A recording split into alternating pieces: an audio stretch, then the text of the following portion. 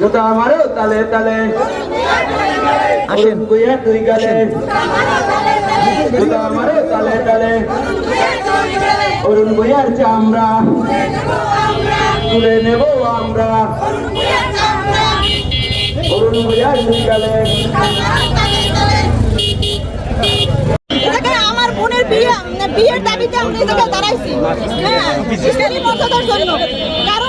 কারণ হচ্ছে হাসপাতালের পিছনে অনুপম ভূঁইয়া, হ্যাঁ, অরুণ ভূঁইয়ার ছেলে, সে আমার বোনকে 8 বছর আগে বিয়ে করেছে, ঠিক আছে, হ্যাঁ, তাদের এই 8 বছর সম্পর্ক এবং গোপনে তারা আপনার মন্দিরে, কালী মন্দিরে গিয়ে বিয়ে করছে, বিয়ে করার পর সংসার করছে, সংসার করার পর তার ছেলের বাবা অরুণ ভূঁইয়া এবং অনুপম ভূঁইয়া তারা স্ত্রীর বাড়িতে যাইয়া বাসায় যেয়ে বেড়াইছে 1 মাস যাবত।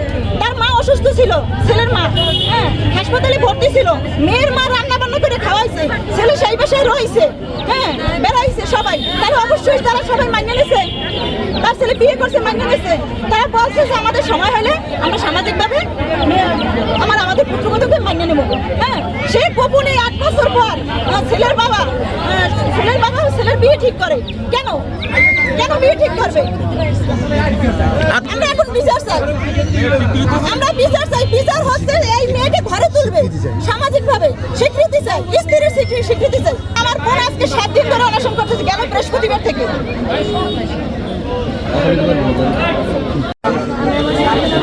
সবার জন্য শিক্ষা পায়, এই শিক্ষা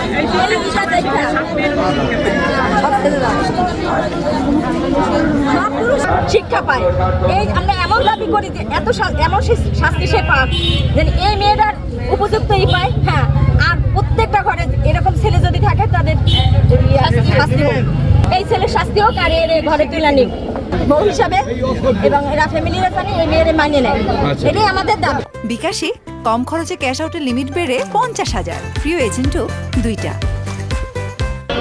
সাংবাদিক বিন্দু, জনগণ সর্বস্তরের সারা দেশের আজকে মেয়ে আজকে একটু গরিব দেখিয়া তাদের প্রতি লোক থাকে কম, তারা একটু প্রভাবশালী, এই জন্য তারা এড়াইয়ে যায়। কিন্তু আমরা আমাদের গলা চিপা আমাদের শৃঙ্খলা ফিরিয়ে আনার জন্য এইরকম ঘটনা জানি পুনরাবৃত্তি না ঘটে, এই জন্যই আমাদের এই আয়োজন। যদি আমরা আজকে এই মানববন্ধন যদি মনে করেন 2-1 দিনের মধ্যে সমঝোতা না হয়, তাই রবিবার আমাদের আরো 1 ঘন্টা অবস্থান ধর্মঘট রবিবার। সকল নির্যাতন বন্ধ করার এখনই সময়, এই স্লোগানকে সামনে রেখে আয়োজিত বাংলাদেশ হিন্দু বৌদ্ধ খ্রিস্টান ঐক্য পরিষদ গলাচিপা উপজেলা শাখা, বাংলাদেশ পূজা উদযাপন পরিষদ গলাচিপা উপজেলা শাখা, গলাচিপা কেন্দ্রীয় কালীবাড়ি পরিচালনা পর্ষদ গলাচিপা উপজেলা শাখা আয়োজনে আজকের এই মানববন্ধনে উপস্থিত সকল সর্বস্তরের জনগণের প্রতি আমরা আন্তরিক কৃতজ্ঞতা প্রকাশ করছি।